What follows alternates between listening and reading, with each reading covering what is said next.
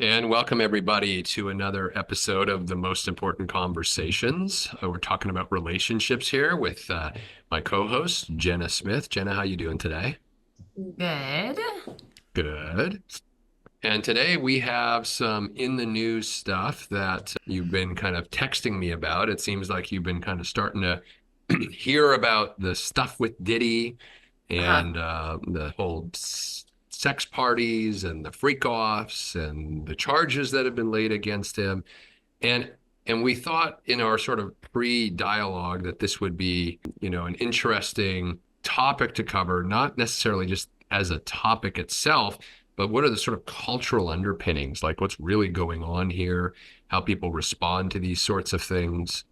And, just share a little bit about what was the aha moment. I mean, I've been following this Diddy stuff for months, and I'm like, yeah, there's a definite interesting conversation under this for us to have as a culture.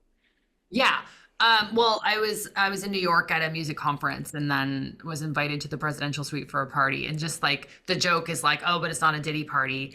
And then I was talking to a friend who's in the poly world of like sex parties and stuff like that. And just like how certain behaviors or certain news stories are shaping sexual freedom and sexual liberation and tainting it. And Mm, that what Chad and I are going to talk about is like discernment around what makes what.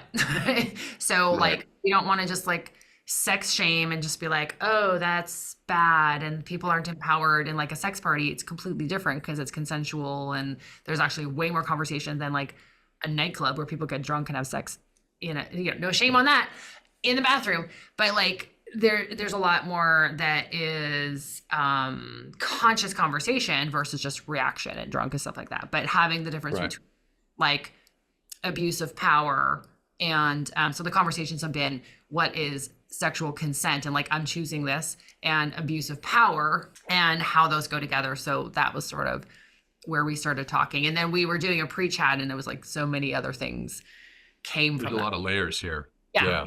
So obviously, I think it's important for us to parse apart these layers because as a culture, we have, whether you're Catholic or Jewish or, any sort of traditional religious background in your family, there's this sort of inherent rejection of sexuality as, I don't want to say important because I think some of these different belief systems do believe it's important, but it's very, very constrained Yeah. and restricted in terms of what sexuality looks like. And since the sexual revolution and the whole sexual freedom thing that kind of blew up in the 1960s and continued through in the 70s and 80s, and frankly has altered the culture dramatically. And what we're seeing these days is, I think, a contraction of that. So, Yeah. generally human movements of any kind Hmm. have these expansive periods and then these contracted periods, right? So it's like we're expanding what's possible, we're exploring what's possible, and then it's like we almost, as humans, go too far. And it's like, oh, pull it back in. And then oftentimes we pull it back in too far. And then so we're always in reaction. So what we're talking about is there a way to be really a lot more intentional about our relationship to sex and relationships, intentional about what defines healthy sexual relationships? I don't believe that it is the Diddy freak off, No. and I don't believe it is the highly constrained, contracted, bound up sexual repression that is often associated with a lot of different religious and spiritual and cultural belief systems. But we So there's also wanted to some, say it's yeah, not the repressed, over controlled thing, and then like all the extreme of like a Diddy party. We're wanting to also say, and then there's like other sexual experiences that aren't the Diddy party. So it's like yeah, there's also like there's the one that's very toxic, and then there's the other one that is that freedom, that is that choice, that is a lifestyle decision that people are making in contrast to the repression. yeah. And the interesting thing under all of this, outside of even the topic, see, sex and relationships are just the topic. But one thing that we can ground this in, and I know we talk a lot about this in TMIC and the whole life architecture work that we do. We'll be talking a lot about it in the Jungle and the Gardener program that we're rolling out for sex and relationships. But from an ontological standpoint, is that we are all individually creators. And Mhm. whether we realize it or not, that is the essence of what it means to be human, and we are always creating, whether we realize it or not. We're either creating by design or creating by default. We're either creating with intentionality or, unintentionality, unconsciousness. Actually, I like the word intentionality better than conscious because I just think that, people are consciously, yes, walking around, but they lack intention because they're relying on the subconscious habituated behavior to drive their Two different things. their actions. So we talk about this stuff, and at the source of all this, and you were mentioning this at the beginning, just to kind of set the tone for what we're going to talk about today, is really we're talking about power. We're Yes. talking about power dynamics. We're talking about who has the power. When you stand in your power as a creator, you take responsibility for what Mhm. that means to be a creator of your own life, your own experience, a master of your own mind, a master of your emotions. You're taking the responsibility. You are not coming from a place of being a victim. And when we are not standing in our power, in our creative power, and taking that responsibility for creating our life path, whether it's in sex and relationships, whether it's in business, in money, in your health, any area. Remember, these are just topics, Mhm. but the source of it always goes back to the same thing. Have you created your life and the experience in these topics by design or by default? And so you were sharing at the beginning, and I just invite you to kind of jump in, as we're setting the context for this show, this episode, that really the whole conversation, if we really want to get to the root of what's going on with Diddy and the R. Yeah. Kelly stuff and the Epstein stuff, is it's rooted in the topic of power, the conversation of power. So say a little bit about that. Yeah. So there's we're talking about, let's say, the 90s era of the rock stars, and then there's the groupies, and then there's the music videos that show the groupies. And I just don't get a weird vibe about that. It's like the women are going, they know what they're getting. It's not like, oh, behind the closed door, it's all changing. Like Right. they know what they're going for. Whereas the power dynamics of I'm going to make you a star, and that society has primed women in general to be manipulatable because, okay, the power's over here. You prostituting yourself's kind of okay in certain Mm-hmm. contexts. I mean, some Mm-hmm. people wouldn't call it that. It happens a lot. And it's like, whether it's for a job or for this or that. And so the power dynamic is, those parties are traps for predators. So like, oh, okay, here's someone I can manipulate. That's not at choice. That's not coming for that reason. Like, that's the dynamic they get off on. Yeah. We were playing with that, and then all of the different ways, with the Epstein, with the 14-year-old girls giving massages for $100. Like, when you're in a trailer park, that's a lot of money. So you just don't even think, oh, do I want to do this? And you're like, oh, groceries. Yeah. But Yeah. that's a societal problem of people in poverty are susceptible to be manipulated by those Right. and to lose Yeah. them. Yeah. Because they're not standing in their power. Because how can you when you can barely feed yourself? There's nothing Yeah. powerful about not being able to feed yourself. Yeah. So Yeah. you're already in an inherently weak Mhm. situation. Yeah. Right. Now, that's not necessarily what was going on in the Diddy case. We're going to explore a little bit more of that as well. But there was a different power dynamic, specifically around career and his ability, his promises to, open up a music career or a path for them to become famous and all of that. So there were some other dynamics going on there. Being Um, in the room, like we're taught with the music videos, like, oh my God, I'm in the room. Oh my God, I'm special. Like people's egos are so easily inflated, and then they're like, oh, I'm special if I'm doing this thing. yeah, And to your point about choice and self yeah, relationship, like I'd be like, I don't need you. yeah, Like, cool, no. yeah, But yeah, it takes that to be able to say something to someone who's like, I'm powerful, and if you do this, yeah, you'll get that. You'll just like, it's yeah, not work. yeah. So that's what we're going to talk about today. So we're going to take a quick break, and then we're going to jump into more of the minutia around this as a way to understand it for you, for the listeners, to understand how to relate to the the minutia of what otherwise could just be all lumped together as sex and parties and the entertainment industry are bad. It's like we don't want to kind of be like sex bad, parties bad, Yeah. and just lump it all together, right? There's Yeah. there's nuance in all of this to understand. So we're going to take a quick break and we'll be back in a few minutes and we'll dig in. And welcome back, everybody, to the most important conversations. So let's dig into this whole thing of the Diddy, the Epstein, the R. Kelly, these situations that have popped up recently over the last few years that have got a lot of people thinking in your own private time or having conversations with friends about, what's your view on all this? And we were just talking about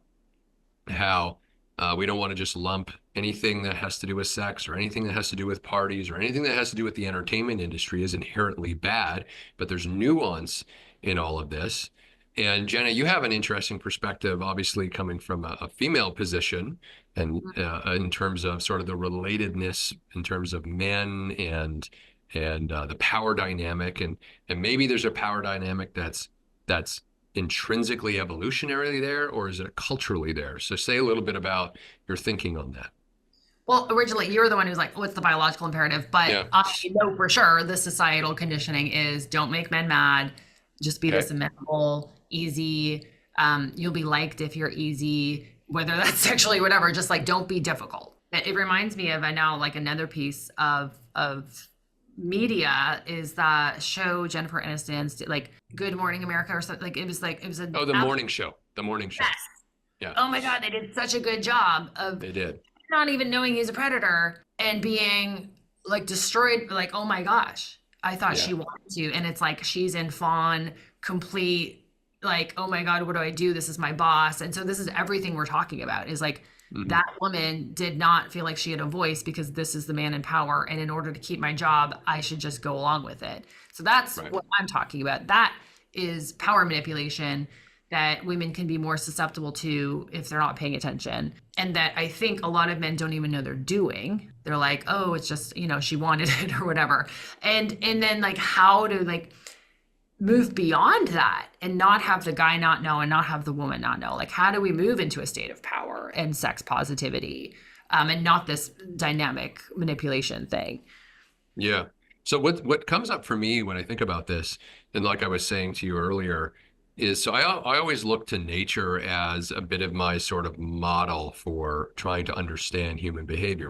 But there is a caveat to this, and the caveat is that unlike the majority of animals, I say the majority because it's possible that octopus and dolphins might be exempt from what I'm about to say as well. We're still learning about their level of self-awareness and consciousness, which is quite profound. We're finding, but generally speaking, most animals don't operate from intentionality, which would require a certain amount of reasoning capability, presence, creativity, consciousness. But rather, instead of intentionality, they operate from instinct. Yeah. And it's just sort of the programming that's wired, They don't right? have imagination. They don't have the ability to self-reflect. Yeah, they do what they do, and they're not even thinking about what they're doing. They're just doing. And that's the distinction between a human being. I always say in our whole life architecture work, our work is to help human doings become human beings again.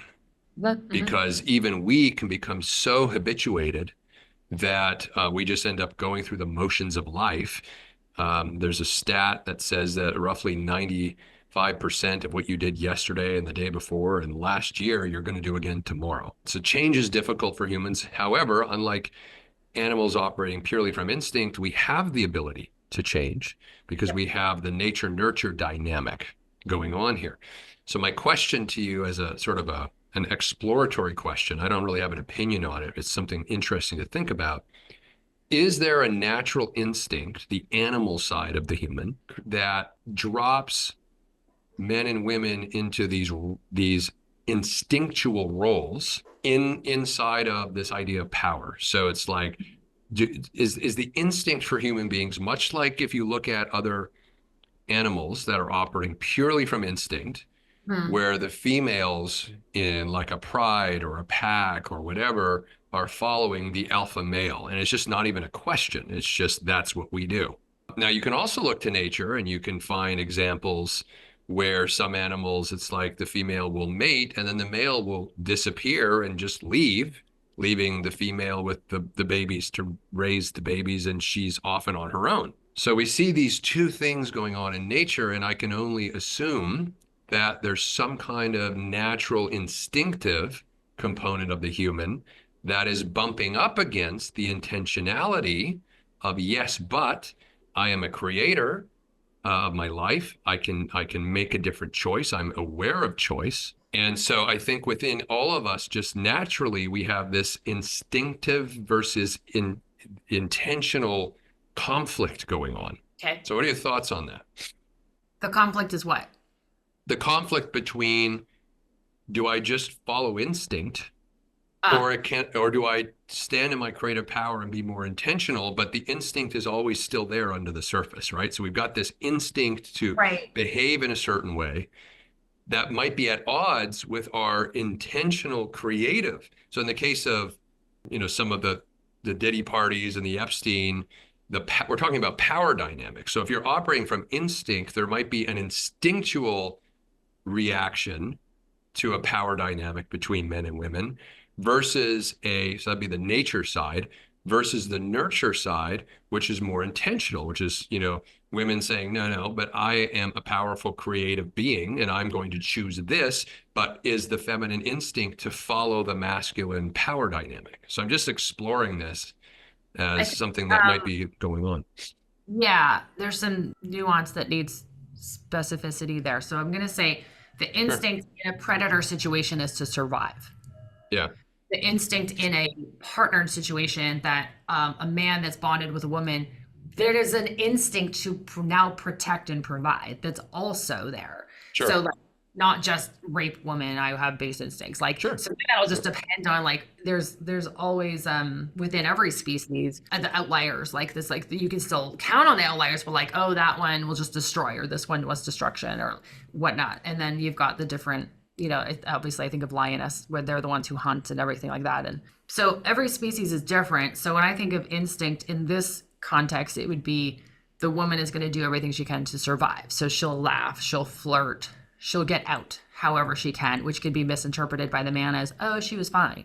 So in that case, the instinct is going to be survival at any cost. So not how do I empower myself in this moment? Because that could mean death in multiple ways, like socially, career. So those are So my if thoughts. you put if we had, an alpha male person, and women had the way, like, what I'm trying to get at is I'm thinking about the way that we've culturally trained women and the way that we've culturally trained men. And the Okay. Me Too, the Me Too movement for me stands out as a sort of a timeout. The way we've been doing this is not working, right? Yeah. Women want to be able to be respected, seen as equals, seen as, but I'm going under that and I'm saying, is there a natural instinct that would be operating under the surface that would create the conditions for this to be something that needs to be addressed in the first place? In other words, I feel like the Me Too movement is a moment of intentionality for women Yes. Based on standing up against instinct. yeah. So what I'm going to say there is the instinct is I am weak alone. And when you were saying about men and survival and nature and everything like that, it's like, well, women would naturally create community, Yeah, shared resources, and that would make them more powerful and more like a power versus force scenario there. Like, yeah, yes. yeah, And like, well, the Middle Ages, we're going to come and burn all your like yeah, we're powerful whatever. It's like if you want to do that. But whereas women would try to like gather and create community sure. naturally, I Yeah, think. So, but in this case, there are a lot of the women are alone in these scenarios, and they know that. The mm, predators know that. Get the woman alone. yeah, yeah, yeah, They're very strategic about it, like a long time ago, like building up. Then there's the Me Too, where it's like, oh, I'm not alone. So to me, the instinct is like, that's interesting. I'm not alone, therefore I can speak up now. Yeah, yeah, yeah.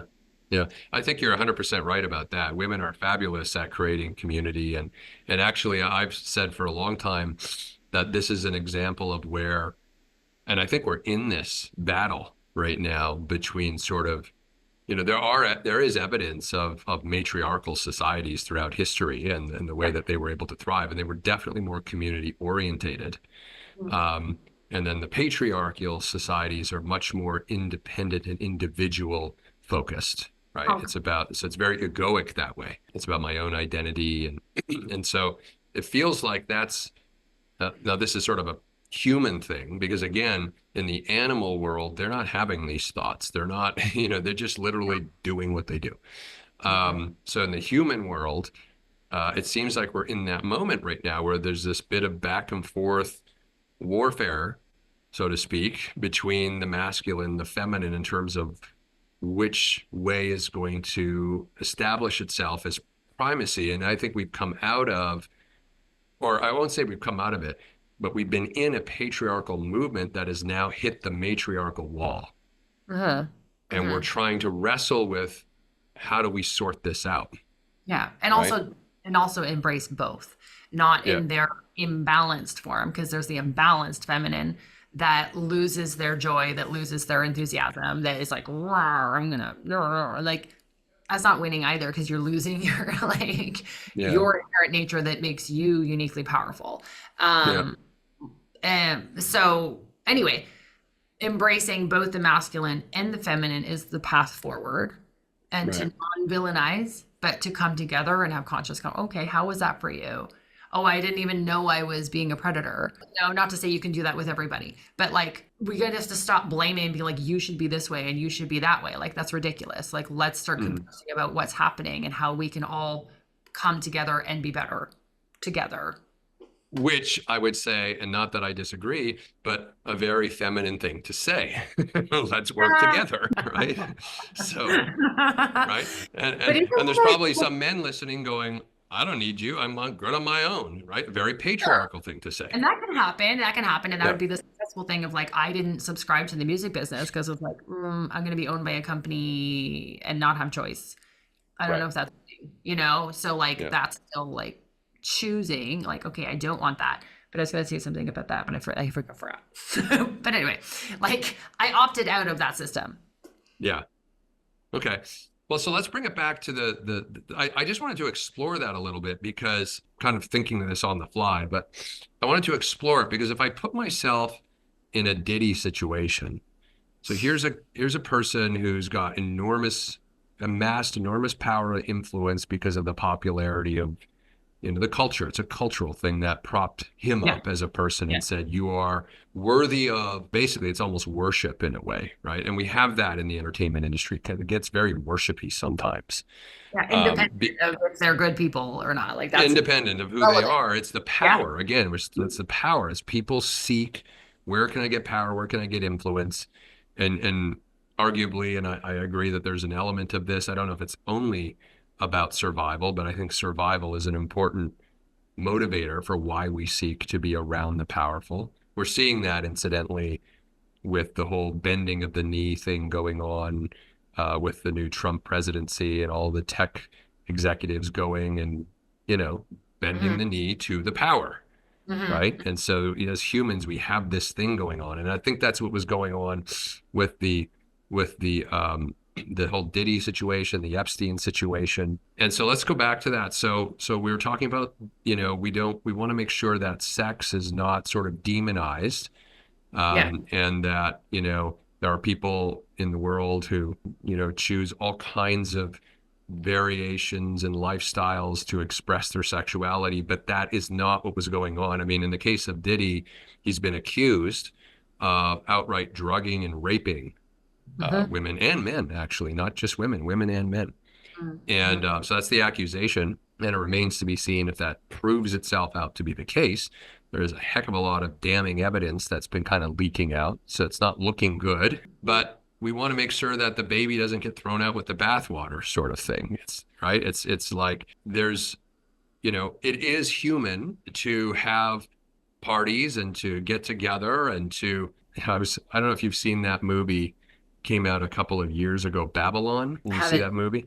No. So it's a fabulous movie about the early days when Hollywood moved from silent pictures to sound. Okay. And it was sort of the early days of how Hollywood sort of figured itself out. Like they didn't even know how to make a movie. Like they showed how they literally were trying to figure it out. But so this was in the, early turn of the last century. And there were all these parties that, and like you watch the movie, it actually opens with this massive orgies kind of party in some mansion, and men and women are dancing naked, and there's champagne, and there's jazz players playing, and there's an elephant, like it's craziness, right? Someone brings an elephant in, like it's pure debauchery by any definition. Right. And we can guess that maybe there was rape and stuff that even happened at those kind of parties. We There's can those guess, predators, right? You know what I mean? The right? ones that don't get off on the sex, they get off on the power abuse. And so that's the Yeah, difference. It's not a sexual thing. It's can I manipulate you and take your power? yeah. So yeah. But what's interesting is at this time, Hollywood wasn't a thing yet in the way that we now relate to it. So it didn't have power in the way that we now relate to it. It was sort of an emerging thing.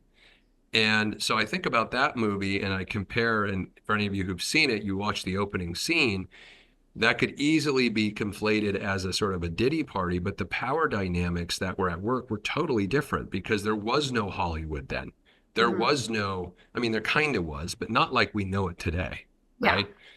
And so and women were very, this was also a time when women were starting to stand up for the right to vote. There was Mhm. sort of a thrust of a feminist movement that was emerging. Mhm. And I think we've seen the last 100 years since that movie would have existed in real life, in the early 1920s, late 19 teens, where we're still trying to figure this out. There's this to and fro power situation between what does it mean to be a strong, powerful woman? What does it mean to be a strong, powerful man? What's the role of community? What's the role of the individual? And all of that plays under the surface of what happened with Diddy and Epstein and R. Kelly. I mean, I could not to sympathize with them, Mhm. but one could say that Diddy and Epstein and R. Kelly were were actually victims of a culture that they as children were raised up in. Oh Remember yeah. when Diddy first started, he was a teenager. Like this Yeah. is no self-awareness of who am I, what's important to me, what are my value systems. Most teenagers don't have that. And so, is Diddy to blame for what happened? Yes. And it's a bigger cultural conversation Oh that yeah. He had created the Diddy. the I'm rich so I can get away with shit thing. Yeah. That's the problem. So Yeah. there were no checks and balances of, I believe it's like, I'm going to try this. Oh, I got away with it. I'm going to try this. Oh, I Mhm. got away with it. And then it just grows into this like mutated, power hungry thing. And it's like the yes people around him, or he'll just get rid of the friends. They'll say, hey, dude, not cool. He'll be like, off with their heads. You know what I mean? Like the Mhm. same sort of phenomenon of like the ego monster of Yeah. the unchecked, and it's like all deep insecurity too, because real power, I was thinking about it while you're talking, like the metric of real power is that your power doesn't diminish the other person, Mm. right? And we also talked about the difference between control and leading. So like Mhm. a powerful leader is going to like pay attention and what's going to motivate this person and da, da, da, da, and how's like, and the way like controllers like you need to do it this way, and that's Mhm. all the patriarchy of like Mhm. systems in place to make those people that are in imbalanced power continue to be in power, even though it's Right. against nature. Right. It's completely imbalanced. Yeah. How do I mean, we're at this moment and everyone from the outside can look at the Diddy parties and all the stuff that's gone on. It's easy to just shame and say, oh, that's Yeah. Shame and obvious. But when blame. you're when you're in the midst of it, it's not that obvious. Like those women, there's a video that's come out since all of this went down with Diddy from I think 98 or 99 when he first started having what's now known as the Diddy parties. So he was Mhm. just starting kind of that in the late 90s. Anyway, there's this one excerpt where he's kind of chuckling and they're interviewing him, and he says, he's like, they're going to try and shut my parties down. Nobody's ever seen parties like this. The police are going to be everywhere. They're going to be trying to take me down. Like, he was saying this 20 years before the thing happened, right? So I think there was a little bit of self-awareness that he was starting to nudge up against some stuff that could be He would think problematic. what he could get away with. So Yeah. that feeds the ego like nothing else. Yeah. I got away with it. I got away with it. I got away with it. And then other people, other men too. I mean, the thing is, we got to add in that men don't even like this. Like, I mean, like they're just like, I don't want my daughter to be treated that way, or I don't even like that I'm attracted to that 20-year-old. Like, ooh, they're trying to figure themselves out with, you're right, the conditioning from a young age. But I also think that sort of the haves and have-nots of what people can get away with isn't really social conditioning. It's just lazy. Like, it's just this lazy, selfish thing. Like, your life is about you and what you can get away with. Like, that's not interesting. But that continues to be perpetuated, of like what their selfish needs are and how they can get away with it. And just the thing is, for people like that, that's a personality disorder. Like, it's never going to get better. They're never going to have enough people to manipulate. They're vampires. Yeah. And so, that's a different story. I think about, so there's this other anecdote that's come out about Denzel Washington being at one of his parties, not the freak offs though. So he used to have parties, which were sort of daytime, evening. And then it was known, if you didn't want to be part of the freak offs, which happened like at 1 a.m. kind of thing, you would leave. Yeah. And there's this one anecdote of Denzel Washington actually getting in a huge fight with Diddy. And I can't remember, but it's something to the effect of, he called him out as being a predator or a narcissist or corrupt or something like that. There was some pejorative accusation that he made and left in a hole. And I think about in that power dynamic where it's like, were you seen at the Diddy party? Were you a part of it? And because that all emboldens the whole thing, right? The more people that show up and go makes it kind of take on, it's like a fire. It takes on a life of its own almost. The amount of power and self-awareness Denzel Washington must have had. Because you think about it in the context of Hollywood and the entertainment world, if I need to be seen in order to stay relevant, and if I'm trying to become relevant, say I'm like some of these women who are being promised record deals or modeling gigs or whatever, if this is seen as the path, if I go to this party, my world could change. But the power that it must take for someone like a Denzel to say, I'm going to risk not being seen and call this out for what it is, because he's operating from a totally different level of power because he's standing in his integrity. I would call that even actual at the risk. Yeah. What's that? I would call that actual power. Actual right? power. Yeah. I feel like he's like silverback gorilla meets silverback gorilla. Like, he has a lot of accomplishments. And so it's like he could speak up in that way of like, what you gonna do? Like, I'm gonna say this. And he's not like an up and coming actor that would like call around and be like, don't hire this dude. Like, that just wouldn't work. So he had his own power built up in a positive way to be able to have a face off, and I don't think he would have felt risky. I don't think that would have felt risky to him at all. I think it would. No, I don't think he was even thinking about it. Well, so we're going to take a quick break and we're going to come back with some takeaways. And what I want to provide everyone is some takeaways for how to know when you're standing in your own power. And what does that feel like versus when you're capitulating to power? And what does that feel like in your body and the difference? So we'll take a quick break and we'll come back and explore that. And welcome back, everybody. So we want to leave you with some takeaways. I don't think we even began to scratch the surface of the stuff that's going on here. There's a lot that could be said about it. And so I think we're just touching the very obvious stuff. But we did want to leave you with some takeaways from both a masculine and a feminine or female perspective, male and female perspective, because we have, different realities that we experience and we have different perspectives and we're trying to bring these together in some kind of harmony. So Jenna, why don't you start from the female perspective in terms of what does it feel like and how does a woman know when she's standing in her power? And then I'll talk about the masculine. Yeah. So, I mean, how does it feel like when she's standing in her power? I'm just going to say how people can get in their power. So like, you'll lose your power if you leave your body. So by not having a grounded sense of presence within yourself, you're leaving your instincts, you're leaving your gut. Ooh, something feels off, something feels off, because we get that as women, and men too. Like but women really, really do. And then the second part is to not care what people think. So a lot of women will put themselves in situations. It's like, oh, I don't want him to think I don't like him, or that he's not a good person. I don't want to hurt his feelings. And there's a lot of contortions in mental gymnastics women do in order for someone else to not feel bad or not hurt someone's feelings.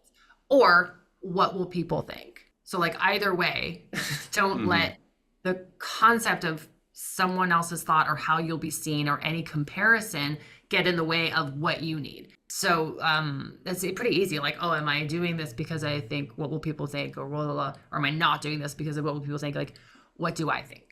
What do I want? I said this to a client just before. Like, what does Jenna want? I'll ask I'll ask myself this question all the time. What does Jenna, like when I get confused and I'm off balance, I get centered. I'm like, what do I want? So the other, what would be if you get swept up in noise, fast moving people that don't don't let you have the time to make a decision. You have time to make a decision. So like go to the bathroom, remove yourself, because someone will speed you up into their agenda, fast, busy, next thing, let's go here, let's go there. And then suddenly you're like, oh, I stopped making choices for myself like 20 minutes ago or 2 hours ago. Like, so those would be ways for women to not lose their power, just in general. I think it's both men and women who want to please other people and look good, but is it cultural, or is do you find that this is more a challenge for women versus men to want to please? Do you think? Would you make that kind of a generalization? Problem. So women want to be nice. And then the men that also subscribe to the nice person problem. I'm the nice guy. Right. They have the same problem, actually. Right. But women are really conditioned to be nice and make people feel good. Don't hurt their feelings. Smile. So annoying. But, like that's real. That conditioning is legit real. And I've had a very strong conditioning of don't make the men mad. So I would say that's definitely social. And then the men have the same one about being nice. Right. Okay. Now, the reason I ask is because I'm a huge believer and supporter of what I believe is now the real feminist movement that's emerging, not the feminist movement of the 1950s and 60s, which is the only way for us to gain respect is to be men and be like men. And I think what's happening now is women are exploring freshly, what does it actually mean to be a woman, and how do we stand in the power of that versus being men? And how do we influence society and the trajectory of society to make sure that there is a place for women being women and not women trying to be men? I think that's the moment we're finding ourselves in. Yeah, more women were able to be in power in order to change the power dynamic. But at first, the only solution was to fit in, adapting as a species to the current dynamic, because there wasn't any other choice. You couldn't just go and be like, I don't know, I don't feel it. Looking back from a couple hundred years, we might say that was the ultimate Trojan horse strategy of women. It was like, make them think you're men, get into positions of power, and then show them who you are. We're good at that.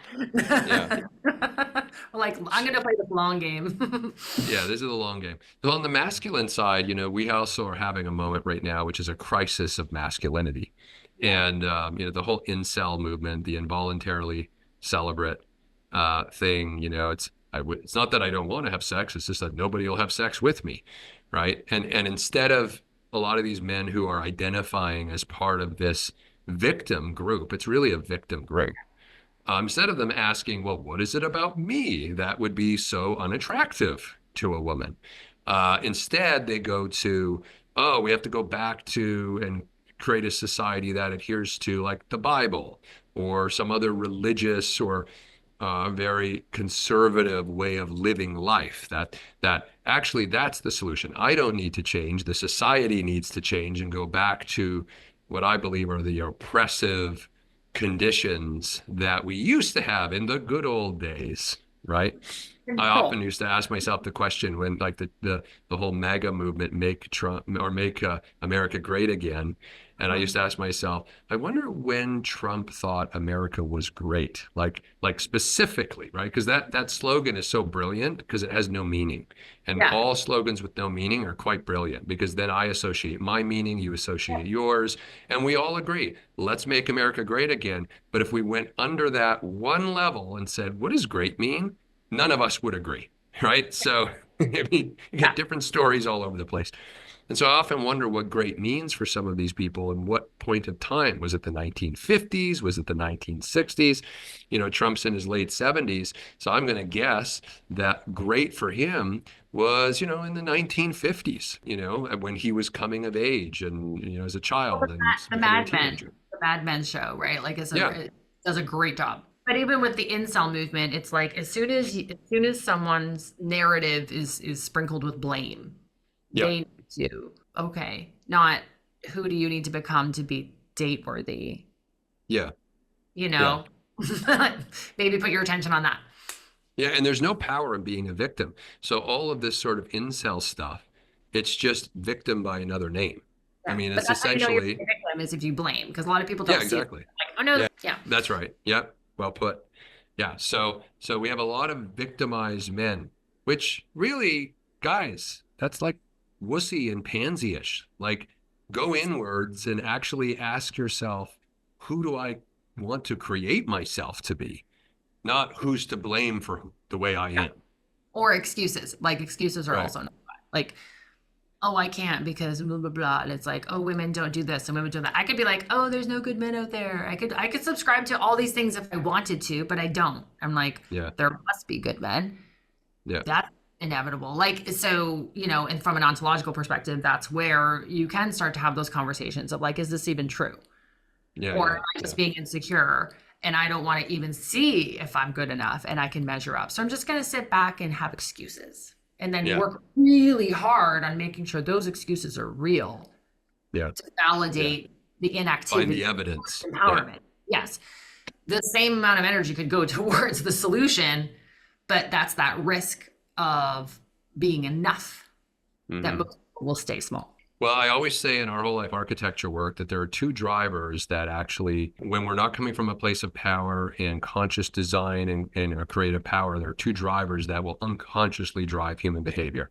That's the avoidance of effort and the avoidance of discomfort.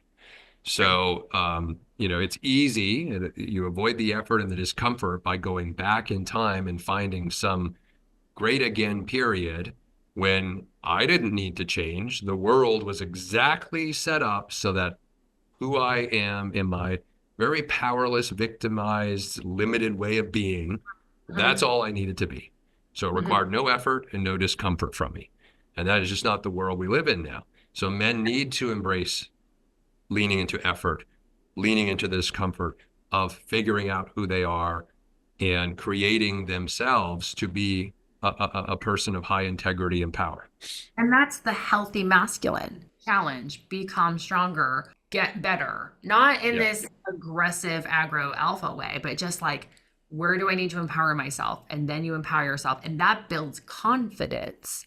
Yeah. But not doing it won't build the confidence. Yeah. But that's how people are wondering what to do. It's like, do the thing, and that's going to grow the healthy masculine energy. It'll grow it. Yeah. It's That's the thing. From it's being emergent. It comes out of you when you lean into that. I think on another show we should explore what's going on. Apparently, Andrew Tate has indicated that he's going to run for British Prime Minister. Well, and I'm just thinking, who are the I want to explore this with you because I don't have the answer. So, like, and I think it's tied into the same Diddy conversation in a way. Who are these women who find Andrew Tate attractive? I don't get it, but that's another show. Look into it. Yeah, take a look into it because he's kind of a big deal with the incel group, and it's tied in with a lot of this the energy underneath the Diddy parties, and these things are all related. So it's an important conversation to have. We're not going to be able to cover it in the time that we have, but anyway, we've done our best today with Diddy. We'll probably bring it up again. Want to thank everybody today for joining us and encourage you to check out The Jungle and the Gardener on tmicglobal.com, Whole Life Architecture.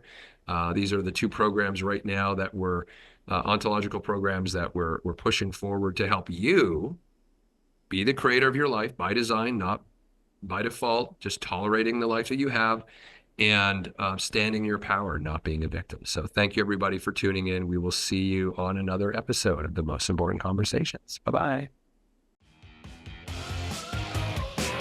That concludes this episode of The Most Important Conversations. This in-depth conversation could set you on the path to self-improvement, which is essential if you want to be an effective leader and take meaningful action in your life. If you enjoyed this episode and want more of these stimulating discussions, you can find them at TMICglobal.com. Remember, the world is at a crossroads right now. You can't afford to waste this opportunity to take charge of your life, build meaningful relationships with others, and co-create a brighter tomorrow. Thank you for listening. See you on the next one.